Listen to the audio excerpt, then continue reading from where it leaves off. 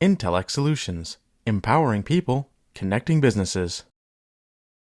How's everyone doing? Today I wanted to talk to you about something that I thought was really neat. I was recently part of a Intellect community tech discussion where we get together with our customers and like minds and we discuss anything. And this week we discussed spam calls. And one of the interesting things is how spam calls can really impact your business financially. When spam callers who are using automated techniques to spam into your system in volume and take up your agent's time, that takes away from the resources that they have available to service actual customers. So how do we stop that?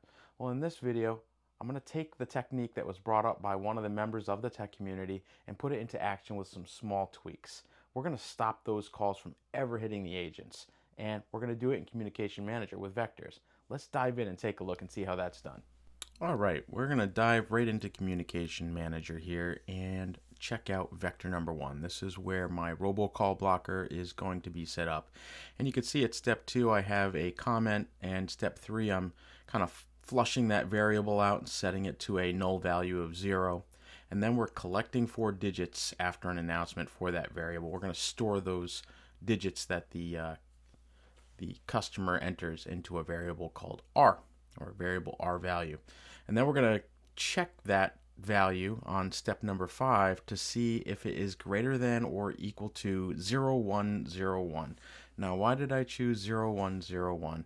January 1st. The question that my announcement asks is, please enter your birth date, month, day, 0101 as an example. Something like that in the announcement, so they know to enter 4 digits.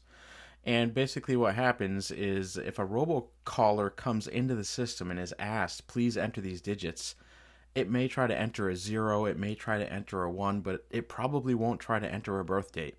So when it fails to do that, it's going to disconnect that call at step 6. To edit an existing vector, press Escape, F, and 6. Here we can see we have several letters listed, I, D, V, C, and U. Starting with the I, we use this if we want to insert a new line into a vector. So here I type I and then the step that I want to insert onto, step 7. And once you do that, you'll notice something cool happens. Communication Manager automatically adjusts any reference steps.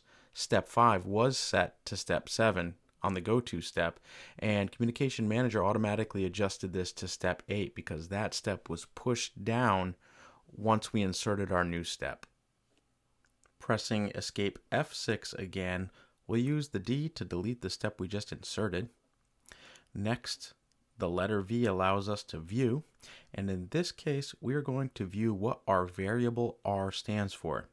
Here we can see the variable R's name is birthday roboblock, and it is a collect type variable. We're collecting 4 digits, and we're starting at position 1.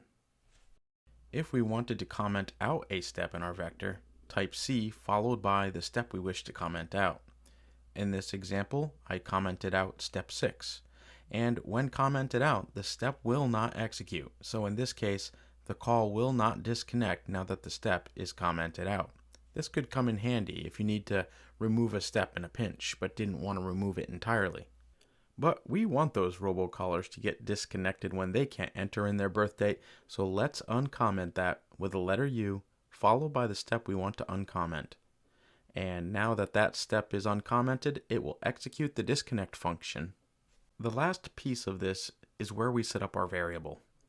This is found in the Change Variables screen, and towards the bottom here, you can see our variable R defined. And these are the same details that we saw when we were using the V option to view our variable in our vector. For the scope, L is set, which stands for local, meaning that the variable stays with the specific caller. So that's it. A simple setup to block time-wasting spam callers. Let's test it to make sure everything works as expected. Using the list trace vector command, we can watch each step execute in real time. Once the caller enters their birth date, the trace shows the variable populated with a value. For example, here I've entered 0912. If the value is greater than 0101, then I will bypass the disconnect step and I'll be placed in queue. In this next test, we'll set up a list trace and place a call into the vector, but this time I'll enter a value lower than January 1st. As seen at the 10:05 and 38-second mark, once that digit is hit, in this case number 9, the call is disconnected immediately because it is not greater than 0101. For our final test, let's see what will happen if the user doesn't press any digit. Once again, performing a list trace on vector 1 reveals that variable r has no value assigned this time, and since no value is less than 0101, the call is disconnected. If you wanted to repeat the prompt to your user so that it would loop multiple times before disconnecting, you could put some variables and create a loop within the vector before disconnecting. If you guys would like to see how to create a loop in a vector, comment below and let us know. Intellect Solutions, empowering people, connecting businesses.